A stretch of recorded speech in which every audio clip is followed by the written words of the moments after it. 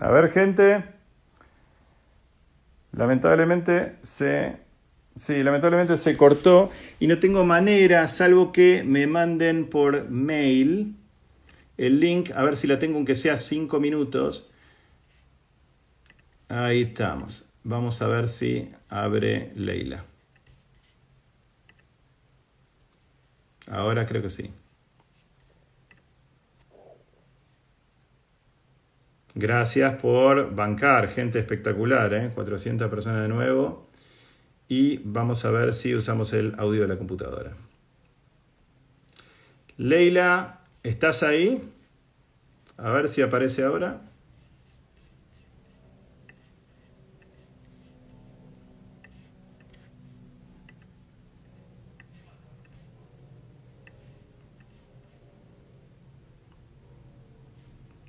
Les quiero decir que con quien estaba recién en el teléfono y que lamentablemente no podía pasar de un lugar al otro es Leila Guerriero. Leila Guerriero es una de las mejores plumas de Argentina, una escritora maravillosa, una periodista maravillosa, y es la autora de un libro que dio origen a mucho que tiene que ver con la yerba mate porongo que con la que nosotros estamos trabajando, y por supuesto con Rodolfo González Alcántara, que es el gaucho protagonista de esto, porque es protagonista de el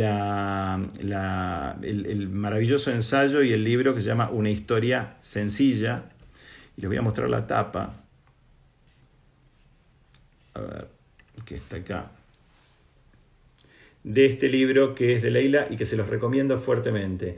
Y la idea era hablar, si hubiéramos tenido la posibilidad técnica de poder charlar con ella, hubiera sido fantástico, y estoy tratando de ver si se puede sumar. A ver, sí, Leila es lo más y ya sé que la quieren mucho y la verdad que me encantaría. A ver, Vic, si Leila se está sumando, mandame algún mensaje para ver si Leila está subiéndose al Zoom. Le tuve que cortar y estoy tratando de volver y me encantaría que ella estuviera, aunque sea nos puede decir hola ahora. A ver qué pasa. Sí, Google Meet es más fácil probablemente, un plomazo, sí, entiendo. A ver, Euge, Vic, si pueden fijarse.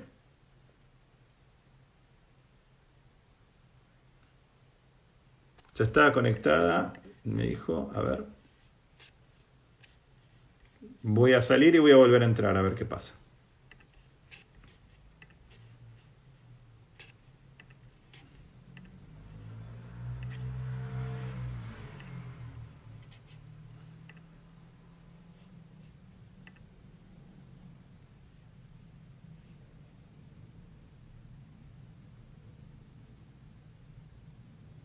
No, me parece que no está, y en todo caso voy a tener que optar por dejarlo para algún otro momento. Me quiero matar porque Leila estaba con nosotros y estaba metida en este Zoom y me hubiera encantado escucharla. Pero bueno, le vamos a decir gracias por haber estado, pues yo doy fe que la vi y que estuvimos ahí 5 minutos viéndonos, y ustedes no podían escuchar porque se ponía en pausa el Instagram en esto. Lo que voy a hacer entonces es lo siguiente. Vamos a terminar lo que estábamos charlando hasta acá, y cual creo que es una buena operación y de vuelta le agradezco. Y Vic, Euge, les pido por favor que le agradezcan a Leila, que le pidan disculpas por el lío técnico, y bueno, nada, veremos cuándo podemos hacer. A lo mejor en algún momento hacemos una extra en donde la subimos a Leila como la gente. Gracias. Ahí me estoy yendo del meeting. Quiero mostrar algo que me parece que por ahí presenta, o al menos nos presenta, una posible solución a todo este tema de las estrategias de frame psicológico, etcétera, etcétera, que se ponen un poquito complicadas. Ahora sí los voy a sacar los comments, porque hay muchos. Y ¿cuál puede llegar a ser un remedio para no preocuparse excesivamente de los famosos frames psicológicos? Excesivamente, porque siempre hay que tener en cuenta los frames psicológicos, pero no tener que preocuparse excesivamente. Tratar de ver si es posible trabajar simple, lo cual ya lo dijimos, tremendamente difícil. Lo que yo les quería contar y quería que Leila les pudiera contar es que lo simple en realidad nos lleva a algo que es infinito, que es tremendamente profundo y que en definitiva es difícil de recorrer, pero accesible. Le voy a poner un ejemplo de un cortometraje que a mí me parece que es lindísimo, que tengo acá en el DVD, y que vamos a ver cómo funciona, que de alguna manera hace esto. Este es... sí, un corto que tiene que ver con una filmación de un concierto de un bolero muy, muy, muy famoso. Y la película es de un director francés muy conocido, que ustedes ya van a ver, que es Patrice Leconte.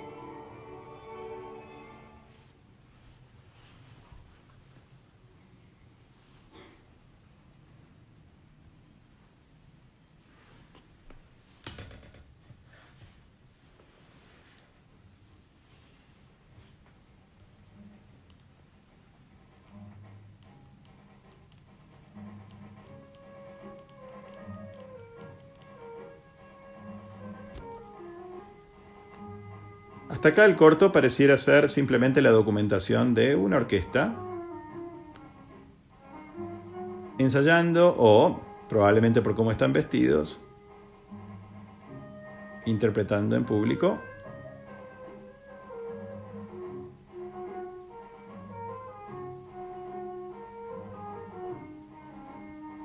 La cámara hace un movimiento muy simple y empieza a recorrer a los músicos.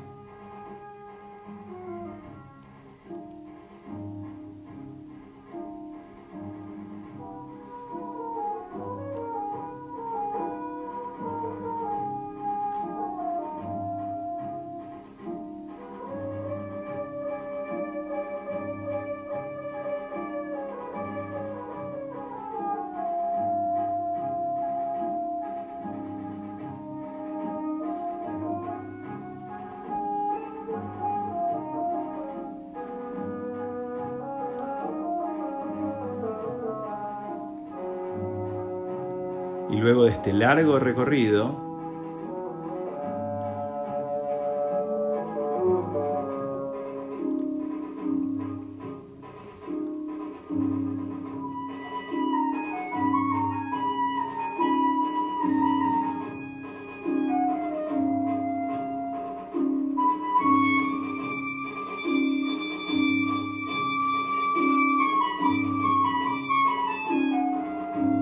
empiezan a pasar estas cosas.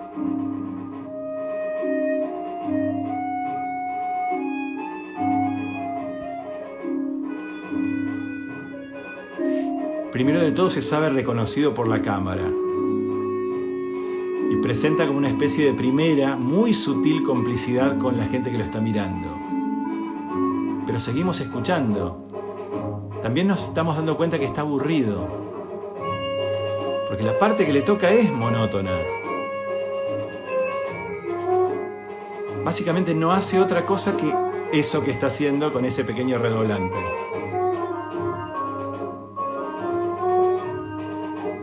Está pensando en otra cosa también probablemente, porque claro, lo repetitivo de lo que está haciendo, lo burocrático de lo que está haciendo, lo lleva a pensar otras cosas, imaginar algo, pensar algo que tiene que hacer, quizás. Pensar incluso de vuelta que lo están mirando. Pensar que tiene que seguir de alguna manera actuando o tocando. Se distrae.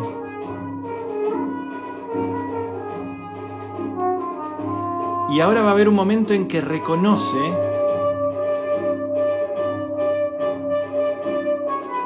que le gusta lo que está tocando también, que eso es maravilloso. Hay un momento que tiene de conexión con la música que está tocando. Ahora van a ver que la mujer de al lado empieza a tocar, bastante convencida, su parte. Miren eso, ¿eh?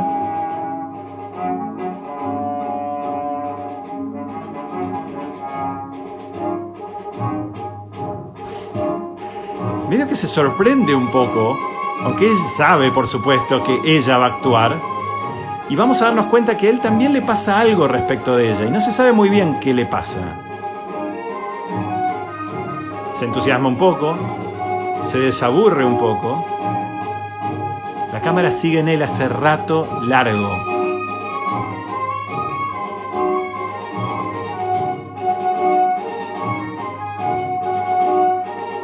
No hay un solo corte. Hace rato que estamos con él, ¿eh? Y de alguna manera estamos con él y ella. Ahora empieza a ver alguna cosa más. Él hace mucho que toca lo mismo todo el tiempo. Y por supuesto, el bolero crece. Ahora él verdaderamente está en una.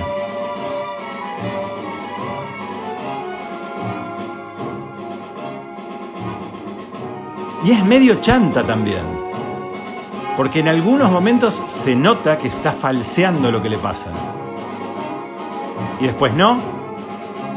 Y después qué sé yo.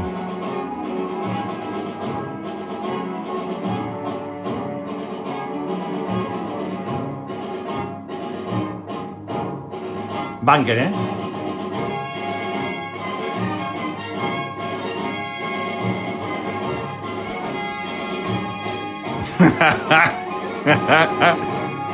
Está copado, está entusiasmado y está mostrándose.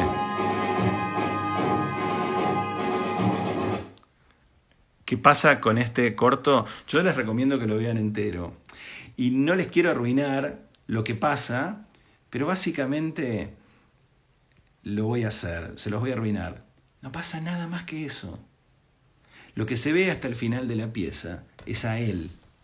Y lo que se ve, que es genial de él, es lo infinito que es el comportamiento del ser humano y la enorme cantidad de cosas que ocurren. Entendamos que lo simple es terriblemente profundo. Miren, les voy a contar una anécdota personal que tiene que ver con un trabajo. Y este trabajo tiene que ver con un señor, y ahora vamos a entrar y le vamos a dar entrada, pero como hice el vivo de vuelta, y no puedo creer que siga habiendo 800 personas en esto, les quiero contar algo que me pasó una vez hace unos cuantos años con un tipo que ahora volvió a ser parte de las conversaciones con una serie de Netflix, que es este señor que está acá, llamado Michael Jordan. Hace, ¿cuántos años? En el año 2001, Michael Jordan decidió, así como se había ido del béisbol y había vuelto a los Chicago Bulls, quienes saben de básquet o saben de deporte recordarán que Jordan fue increíble en los Chicago Bulls, luego se fue al béisbol de una maniobra completamente rara, y volvió a los Chicago Bulls y ganó nuevamente a los Chicago Bulls en la NBA, y después dejó el básquet para volver por última vez. Y cuando volvió por última vez, lo que quería es que Nike y Jordan, su propia marca, relanzara o sacaran un spot o alguna cosa en donde se contaba que había vuelto, que volvía al básquet. Wieden and Kennedy en ese momento, a través de la oficina en New York, había hecho qué sé yo cuántos, pero aproximadamente habían sido aproximadamente 80 guiones. Y yo había llegado hacía poquito. Mi conocimiento de Jordan y los Chicago Bulls venía por Paenza nada más, ¿eh? No tenía la menor idea, aparte de esas nociones que Paenza, muy piolas que Paenza había dado a los argentinos, no tenía más idea. Bien, resulta que presenté un guión y les pedí a la gente de Jordan que le enviaran ese guión a Jordan a ver qué les pasaba. El día siguiente a ese día, Jordan contestó, después de 3 meses de haber dicho que no quería hacer nada, que eso lo quería hacer. ¿Y qué creo que tuvo esa idea que hizo que él la quisiera hacer? Que era muy simple y que representaba... ¿Es un excelente, grandioso spot? No, pero es muy sincero. Y básicamente, ¿qué consiste? Consiste en él parado, y ahora les voy a mostrar. Es lo más simple que hay en el mundo y salió en el medio del Super Bowl. Es la nada misma, ¿eh? Consiste en hacer combinar a él haciendo picar la pelota de básquet, se escucha su corazón y en un momento determinado el ritmo del pique de la pelota y el ritmo de su corazón empiezan a ser armónicos. Eso es todo lo que pasa, esa es toda la idea. Y al final de todo esto se escucha una voz de él que dice, "That's why". O sea, explica básicamente por qué volvió al básquet. Esto es el recurso de aquel spot. Es la primera vez que les estoy mostrando publicidad en estas clases.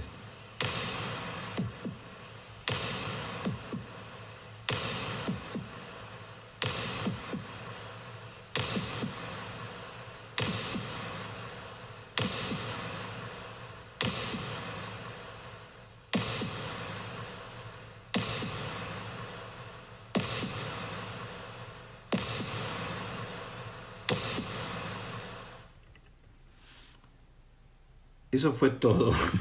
Absolutamente todo. Y les voy a contar una anécdota que es divertida. Cuando hicimos el spot con el hijo de Ridley Scott, Jake Scott, yo quería que el sonido del corazón fuera el sonido de Jordan.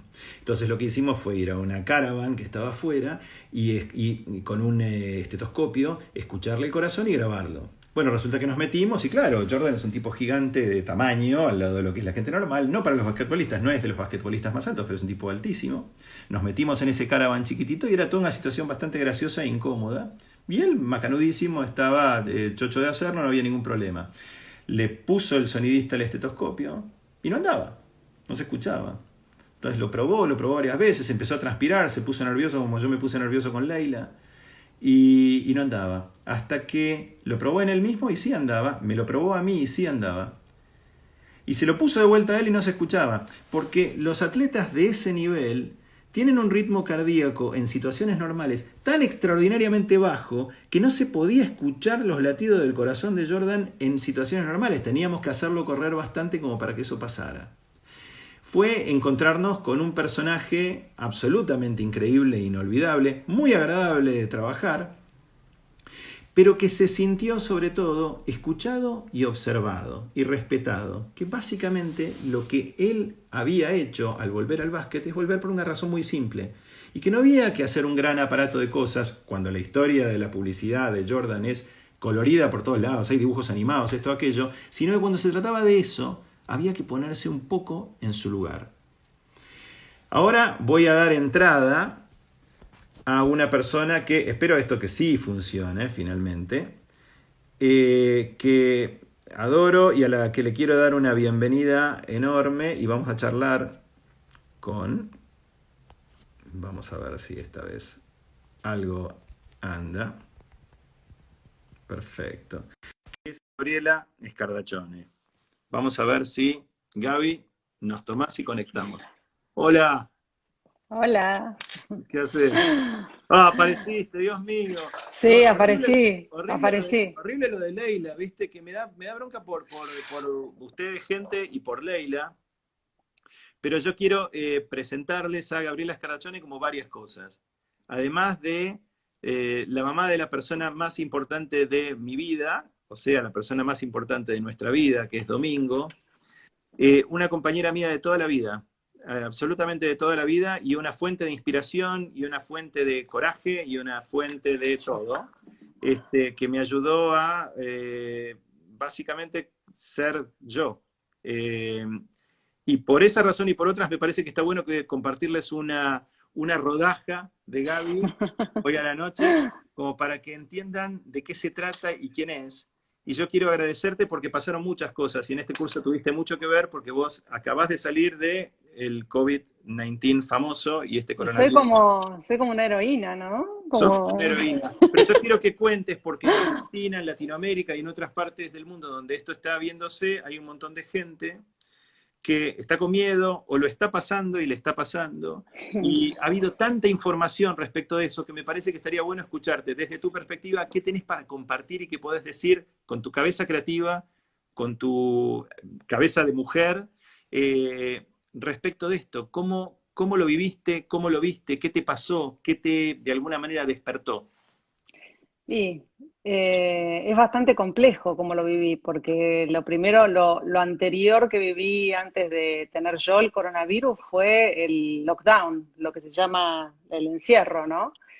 Y lo paulatino del encierro y el verlo venir desde China. Mother tiene oficinas en Shanghai, Winson and Wanji, que trabajaron en Madre en Buenos Aires con nosotros muchísimo tiempo, ahora son socios de Shanghai. Sí. Y yo me acuerdo a fines de febrero que hablé con ellos por un tema de trabajo y claro, estaban en la casa. Y yo digo, ¿qué hacen, chicos? ¿Cómo están? Y nada, estamos hace 20 días en lockdown. No podemos salir de casa, salimos cada quien. Y yo no lo podía creer. Me acuerdo la impresión que me dio eso. La claustrofobia. No, la impresión que me dio de, pero ¿qué quiere decir que están en lockdown? Que no podemos salir de casa, que no nos dejan salir de casa. Y yo, claro, lo veía como lejano, pero por otro lado empezaba a ver que había protocolos en Mother de no dar la mano más. Y era todo tan raro, todo tan extraño, y de repente no podías dar más la mano, y de repente si tocabas un picaporte tenías que pasarle alcohol en gel. Y todo empezó a ser como muy, muy extraño, hasta que, bueno, finalmente llegó el momento en el que no pudimos salir más de casa. Y no podés salir más de casa y tomás las precauciones. Yo no tomé tantas como vos, por No, eso me lo es agarré. uno de los problemas, por eso lo agarraste. No usabas guantes, no te ponías barbijo, no lavabas las cosas No, que llegaban del delivery. sí, pero esa soy yo también, esa soy Ujú. yo. Yo la verdad que sí, no lavaba las cosas, tenía mi protocolo, que era que las cosas llegaban del supermercado y las lavaba cuando las usaba, porque la verdad que no podía tolerar la idea de recibir un delivery y tener que ponerle alcohol a todo con una cuestión como de pánico. Y por otro lado también sentía que si me agarraba no me iba a pasar algo grave. La verdad que tengo una cosa medio omnipotente. Eh, bueno, finalmente me agarró de la nada y lo importante que tienen que saber, si tienen síntomas, es que yo tuve una fiebre que no me había dado cuenta que era una fiebre. O sea, me desperté un día de la siesta, había tomado sol el día anterior porque empezaban los días lindos acá y sentí frío. Y miré por la ventana y estaba todo el mundo en remera y yo sentía que estaba con frío. De repente, cuando me di la temperatura, tenía 38,5 y no lo pude creer. En el momento en el que vi la temperatura, dije, tengo coronavirus. Y ese momento fue un momento de muchísimo terror, porque el protocolo de acá dice que hay que llamar a 111 y cuando llamas a 111 te llevan a un hospital. Y eso me dio mucho terror. Gracias a Dios, vos llamaste a una médica que dijo que no, que llamáramos a nuestra médica y que yo hablara por video call, como es el protocolo acá con la seguridad pública, y bueno, hablé con ellos, obviamente en una situación de muchísima ansiedad, obviamente te empieza a faltar el aire, pero lo que detectamos es que yo no estaba para ir a un hospital. Así que bueno, vos te quedaste con Domingo, yo me quedé self-isolated acá durante 14 días, los primeros muy difíciles, porque no se sabe hacia dónde va, hasta cierto punto, hasta el día Sí, 7, acá sí. hay como hay como un aprendizaje que dice que si en el día 7, 8 te mantenés o mejorás, saliste del paso. Si no te caes, tenés que ir al hospital. Eh, fue complejo. ¿Y a qué te llevó? Porque creo que yo Sí. lo viví, bueno, obviamente lo vivimos muy cerca el uno del otro, con todas las variables de lo que pasaban y lo fuimos viendo. Pero, ¿a qué te llevó? Estás en un proceso ahora de muchísima meditación. De hecho, yo estoy en un grupo que vos estás coordinando de meditación que me está haciendo muy, muy, muy bien. Pero contá un poquito desde tu perspectiva. ¿A qué te llevó a vos personalmente y a qué visión del mundo te llevó todo esto? Porque me parece que a todos nos está provocando una visión del mundo y yo quiero entender eso desde tu ángulo, porque tu ángulo es muy especial porque tiene que ver con un montón de cosas que pasan hoy con la mujer en el mundo respecto de este replanteo que despierta el coronavirus. Sí, lo que me pasó fue que tuve muchísima reflexión, porque la verdad que no pude tocar un teléfono y un mail durante los primeros 10 días, no tenía la más remota posibilidad de tocar un mail o de conectarme, porque en cuanto trataba de conectarme me faltaba el aire. Entonces era ahora que me siento bien esta semana, no te lo dije de la mañana, pero esta semana que me siento bien me doy cuenta lo mal que me sentía, la falta de aire que tenía. Entonces, al estar tan limitada físicamente, lo que hice fue meterme hacia adentro. Y tuve la suerte que una amiga mía me había invitado a un grupo de meditación 5 días antes, un grupo que les recomiendo muchísimo, que es Deepak Chopra, 21 días de abundancia. Y habla sobre la abundancia, ¿no? Y yo estaba en el día 6 cuando empecé en el coronavirus. Entonces dije, bueno, es el momento de ir para adentro, es el momento de pensar, es el momento de reflexionar. es el momento de entender. Yo desde que arrancó todo esto dije, hay algo que hace que estemos teniendo que volver a casa a encerrarnos con nuestra familia. Yo no creo en las casualidades y bueno, después de haber hecho este grupo de meditación, donde hay uno de los días de la meditación que habla del sincrodestiny, de la sincronicidad del destino, no creo en las casualidades. Yo creo que el mundo necesitaba un stop. Y lo digo un poco como con cuidado, porque al principio yo estaba, uy, la polución, cuando vi el mapa de China que no tenía polución en el mes de marzo, estaba yo re pro Greta, ¿viste? Y después, informándome más, me di cuenta que era un poquito de medio como, Snob. medio snob, porque hay un montón de gente, por supuesto que como en toda crisis, como en toda pandemia, como en toda guerra, la gente más pobre es la que más sufre. Entonces digo, bueno, no se necesitaba esto para tomar conciencia que tomarse un avión para ir a un meeting de 1 hora y volver no tiene ningún sentido. Todas esas cosas son las que empecé a pensar. Y a vos te pasaron dos cosas, Gaby. Vos fuiste jurado del One Show, por un lado, y te Sí, metiste en online. TED, y vos te ibas a ir a TED este año, y entonces Sí. estuviste en TED online con algunos de los mejores cerebros que estaban hablando de este tema al mismo tiempo, poetas, etcétera, etcétera. O sea, fue un Sí, fue proceso y hermoso. un momento de una cantidad de cosas que te pasaron todas juntas extraordinarias. Al mismo tiempo vos observaste algo sobre el liderazgo de la mujer. Una de Sí. las charlas de TED habla sobre los valores de la mujer. Me gustaría escucharte en estos últimos 5 minutos que vamos a tener con vos sobre Sí. por qué crees que no solo la mujer, sino los valores de la mujer son la representación de quizás el único futuro posible. Ahora yo sí lo estoy diciendo como opinión esto, pero Está quiero bien. escucharte a vos. Sí, te lo voy a decir en 3 minutos porque sé que me queda poco tiempo y quiero después leerles una carta que me encantó, que creo que es lo que cierra el tema este. Yo no creo en los valores de la mujer, yo creo en los valores femeninos y en los valores masculinos. Y los valores que la gente, el mundo está pidiendo en función de esta charla de TED y este señor que se llama John Hersema, que hizo un TED Talk que se llama The Athena Doctrine, después te lo voy a pasar para que vos, Carlos, le pases a los chicos. Él habla de la importancia del leadership de los próximos 20, 30 años en función de los valores femeninos. ¿Qué son los valores masculinos y los valores femeninos? Los valores masculinos ya sabemos cuáles son: la agresión, el orgullo, lo analítico, lo decisivo, lo independiente. Y en lo femenino está más lo razonable, lo colaborativo, lo leal, lo flexible, lo expresivo, lo paciente, lo intuitivo. ¿Qué quiere decir esto? No quiere decir que todas las mujeres tienen que liderar el mundo. Quiere decir que ojalá los hombres puedan tomar esos valores, puedan tomar esos valores femeninos y los puedan embrace, los puedan como celebrar. Y creo que el COVID, en ese sentido, hace un poco eso. Sí. Porque creo que nos dio a todos, a las mujeres y a los varones y a los niños, a mi hijo de 10 años, la posibilidad de pasar 2 meses en casa y de empezar a compartir actividades, a lavar platos, a tener que lavar tu propia ropa, hacer una cama. Entonces, siento que hay algo que va en algún momento a hacernos entender por qué tuvimos que pasar por esta desgracia.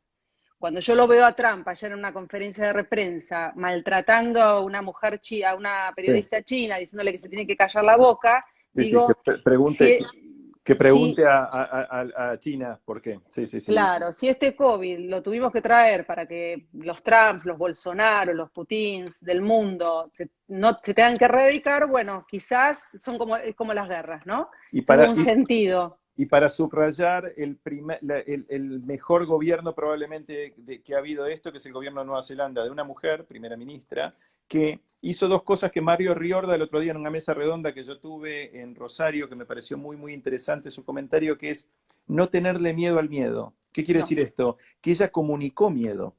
Ella no tuvo problema en decir, hay que tener miedo. Y es más, probablemente haya que tener pánico. Viste la cosa que dice, no tenga pánico, tenga cuidado. No, no, no. En este caso, ella, de una manera muy candorosa, muy inteligente, muy transparente y muy inspiradora, dijo, hay que tener miedo. Y no tuvo ningún problema en decirlo y explicó claramente eso. Y la gente se agarró muy fuertemente de ese mensaje. Muy interesante porque parece contraintuitivo. Cuando uno dice, inspiro miedo, la gente sale corriendo. Y acá ella dijo, no, no, no, si inspirás miedo, la gente lo va a pensar. Y creo que no subestimó a nadie. Me parece que hay algunos de esos valores que tienen que ver con que dicho por una mujer contiene cuidado. Pero qué lindo hubiera sido que lo hubiera dicho un hombre. Ah, Qué lindo que en vez de una mujer diciendo el ratón Pérez y el conejo de Pascua son trabajadores esenciales, le hubiera dicho un hombre. O que, como por ejemplo la primera ministra de Dinamarca que dio una conferencia para niños y les dijo, es normal estar asustados. Qué lindo que hubiera sido un hombre. Todavía tiene que seguir siendo una mujer, pero creo que toda esta experiencia y este lockdown y estos chicos, estos varoncitos que están en casa, entendiendo lo que es, viendo familias, viendo problemas, viendo todo lo que es, ¿no? Estar privado de un montón de cosas. Mi sueño es que en el 2060, cuando yo tenga casi 100 años, haya un hombre que lidere como si fuera una mujer, con valores femeninos.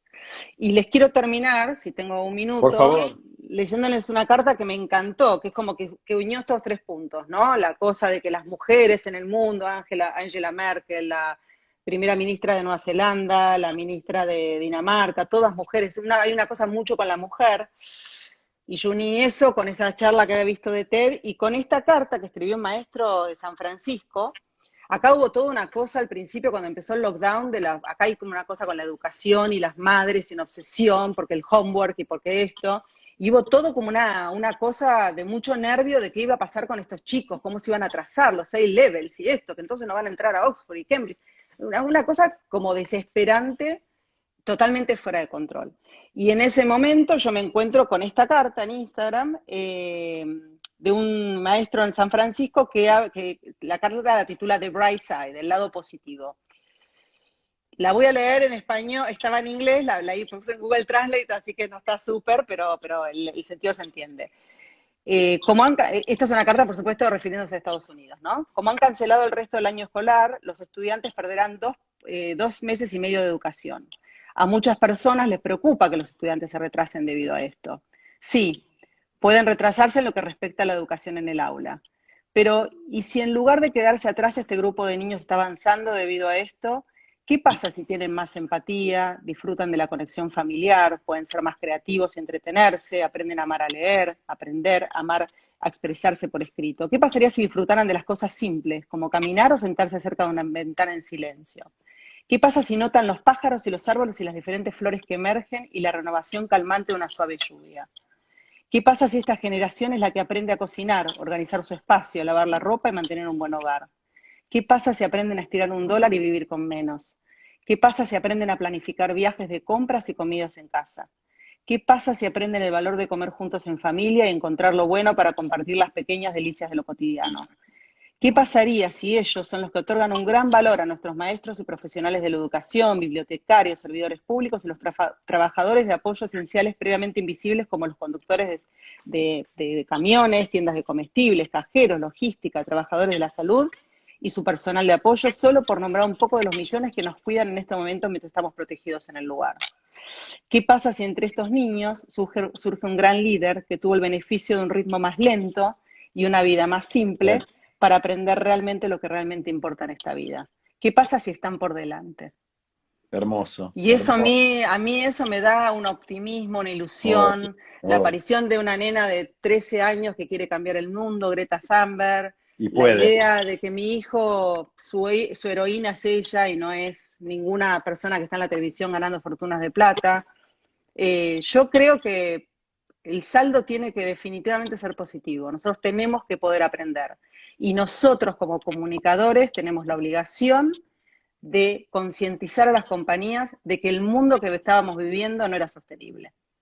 O sea, No era normal, no era no era sostenible. Si alguien normal. trabaja para una aerolínea en el próximo año, lo que les tiene que decir es que hagan lo que hace KLM, que pone en su página web la opción, antes de que buquees el vuelo en avión, la opción de tren, para que la evalúes por lo menos. Hay un tema que tiene que ver con nosotros tenemos las herramientas para cambiar esto. Ojalá podamos y ojalá no seamos egoístas o greedies o mezquinos. Gaby, me parece que te ganaste el pasaporte para poder armar. Y yo te voy a decir que lo deberías hacer un Gabriela gratis en los martes, los lunes. Los jueves no los Wow. agarro, no sé, siento que simbólicamente le pertenecen a Bayala gratis, pero va a estar buenísimo. Y yo ya doy el tráiler de lo que creo que le vendría muy bien a un montón de gente. Si tienen ganas, lo pueden pedir en los mails y demás. Y si se arma un grupo, a lo mejor la forzamos a que Gaby se mande un Gabriela gratis en algún momento.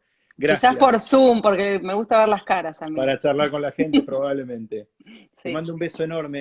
Te Chao, agradezco. buenas noches. Chao Chao. a todos. Chao, chao. Un placer. Chao. Y me quedo con ustedes 5 o 6 minutos más para decirles un par de cosas y para cerrar la charla de hoy. A ver, voy a cerrar este. Perfecto. Para decirles un par de cosas más. Primero, cerrar la clase, no poder creer que sigue habiendo 817 personas metidas acá.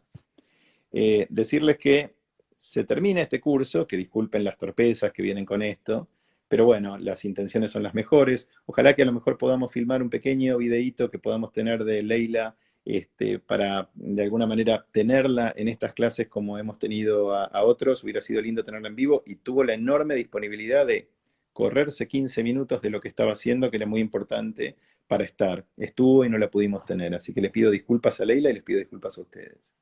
Y simplemente lo que quiero es cerrar con algo que veníamos hablando antes y que creo que Gaby redondeó mejor de lo que yo lo había hecho en tanto tiempo, y es esta noción de lo simple como posibilidad de reducir las maniobras. Reducir las maniobras, o sea, reducir el aparato alrededor de lo que hacemos todos los días y la cantidad de energía que le ponemos a convencer a otros, a torcer voluntades, etcétera, etcétera. Pero yo lo que creo que los puedo dejar es con algo que me parece que puede venir bien.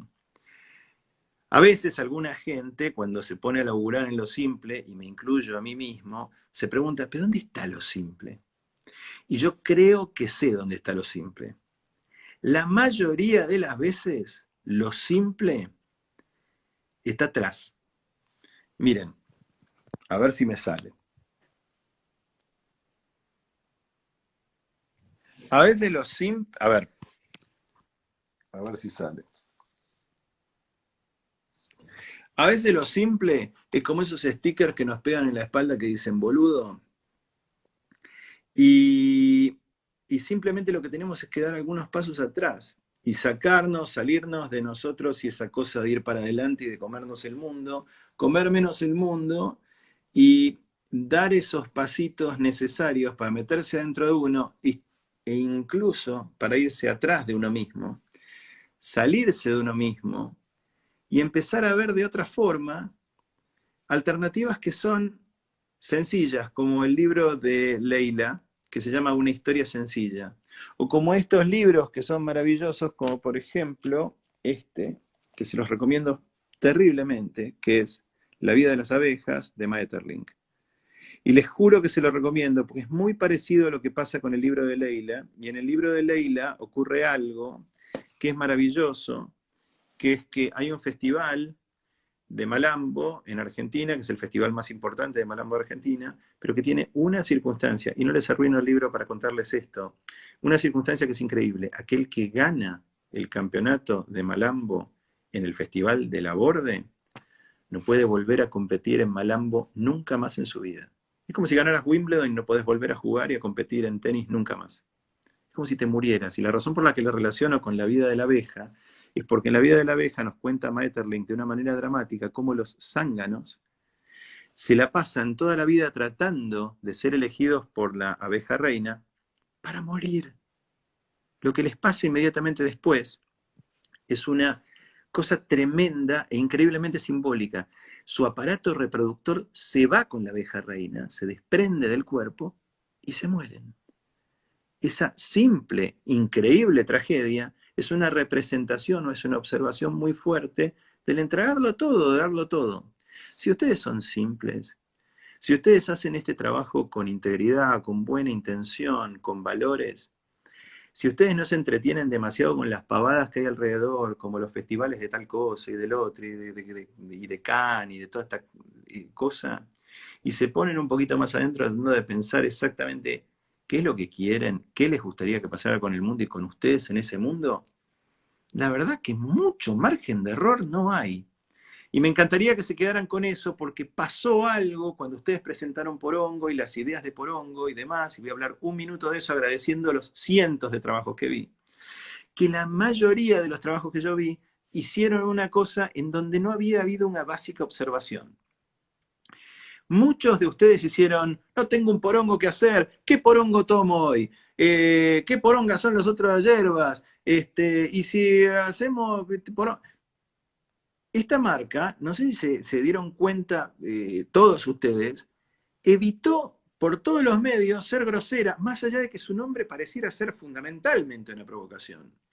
Pero lo que hizo fue omitir una posibilidad, no caer en la tentación de esa posibilidad. Y ustedes ven toda la comunicación de Porongo hasta acá, no dice nada respecto del juego de palabras de Porongo y lo que podría llegar a ser o significar y demás.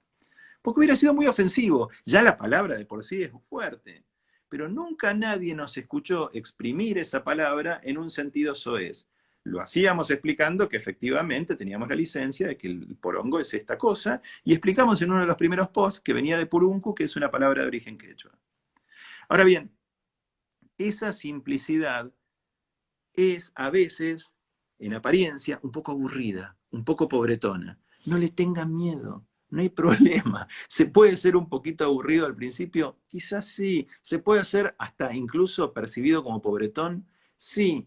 Uno de los problemas que nosotros creo tenemos en este mundo, el show creativo de este mundo, es que hay un exceso de novedad.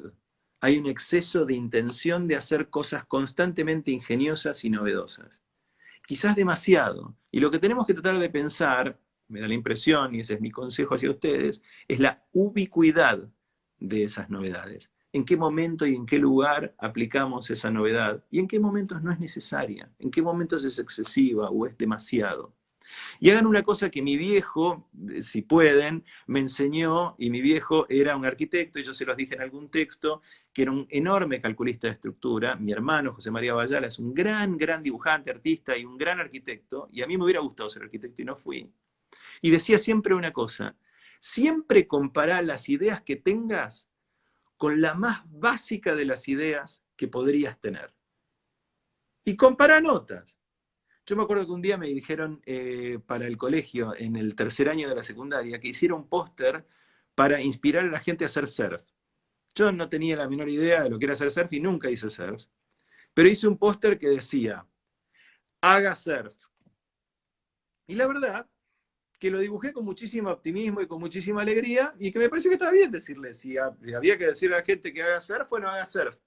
Y lo que creo que fue bueno de ese ensayo, o al menos para mí, es que me dio la posibilidad de tener una medida de cuál es el mensaje básico que se pretendía.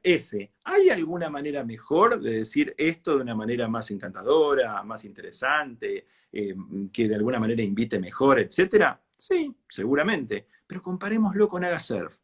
Decía una cosa Hemingway que estaba muy buena, que él laburaba en una oficina de redacción de un medio de prensa, que son muy crueles esas oficinas, y que tenía un jefe de redacción, y el jefe de redacción les ponía a todos un cartel. Antes de que se sentaran, todos miraban ese cartel y el cartel decía, escriba simple y claro, no se haga el artista.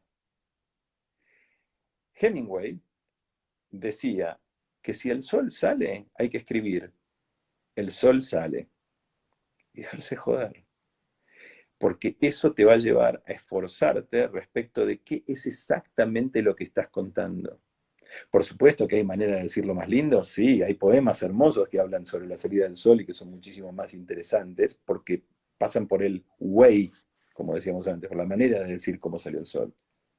Pero en algunas formas de narrativa conviene pensar estructuralmente en lo más simple y empezar a comparar desde ahí. Les recomiendo hacer ese ejercicio, como también les recomiendo hacer lo que algunos otros hicieron en el trabajo de Porongo, que es, hicieron cosas y las probaron.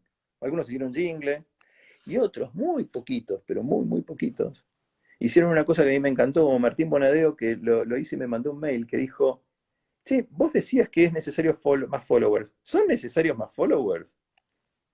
Y me pareció genial la pregunta, porque esa era la pregunta que hay que hacerse primero, es, ¿son necesarios más followers para Porongo? Probablemente no. Probablemente está bien los que tenemos, porque son los que entienden, y de a poquito, orgánicamente, como nosotros estamos haciendo, va a ir creciendo. Esa pregunta muchos de ustedes no se la hicieron. Se la hicieron algunos pocos. Esos pocos que se hacen esas preguntas, hacen mejor el trabajo. Y otra cosa que pasó, muy poquitos de ustedes hicieron una cosa que es muy simple, que yo hubiera hecho. Si alguien me está pidiendo, che, ¿no podés inspirar a alguna gente a que se sume a esto? Por ahí habría que mandar un WhatsApp a algunos amigos para probar. Si lo escribo de esta manera, la invitación, che, está buena el Instagram de Porongo, que es una yerba, qué sé yo, mírenlo, ja, ja, ja, ja. A ver qué pasa. Otro es, che, vi un Instagram que no sé qué, a mí me da fiaca, pero este no estaba tan mal. Y ver qué pasa con el downgrading del statement, como dicen acá, o bajarle los decibeles a lo que se dice y decirlo tranquilo, a ver si se engancha alguien. Y empezar a probar. ¿Quiénes se subieron de los que dije esto? ¿Quiénes se subieron o no se subieron de lo que dije? Es fácil, se testea. Esas son algunas de las experiencias mínimas que a veces vale la pena tener. Les cuento lo último y con esto los dejo. Había una agencia de publicidad que hacía comedia muy bien en Nueva York, que se llamaba Cliff Freeman. Y hacían un experimento que era muy parecido al que hacían los guionistas de la Warner en dibujos animados. Ellos decían, gorila camina por cornisa, pisa una banana. Entonces, y 20 escritores decían todas las cosas que pasaban después que el gorila se caía. O sea, que el gorila se resbalaba y caía con sonido de avión de la Segunda Guerra que se estaba por estrellar. Esa es una idea. Cliff Freeman hacía lo siguiente. Hombre hace un camping, ¿sí? En un bosque. Ese hombre en un bosque se encuentra con un oso. El oso lo mira. 5, 6, 7 redactores tiraban cosas que hacía el oso. Uno de los 7 redactores tiró una cosa que es bastante graciosa.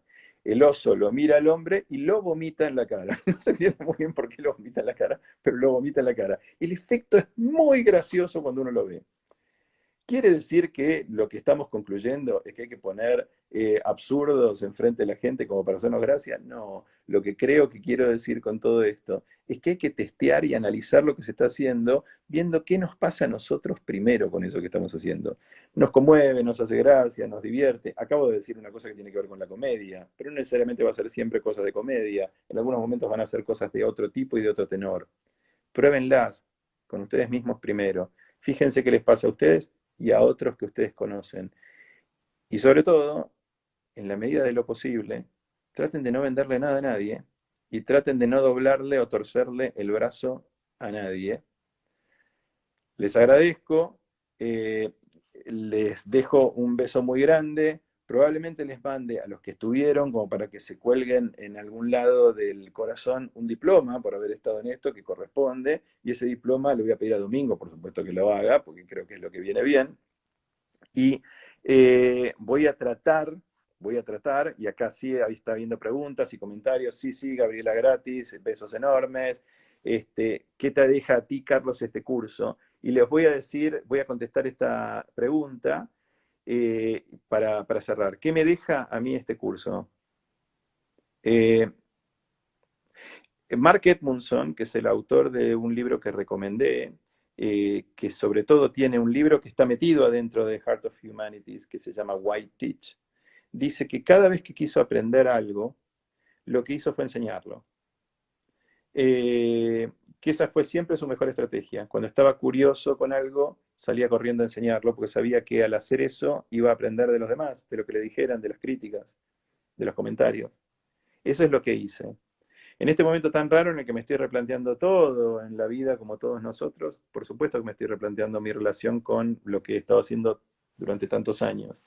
Y estas 5 clases me sirvieron a mí para pensar y repensar profundamente esto, y ustedes tienen que ver de una manera increíble con este replanteo.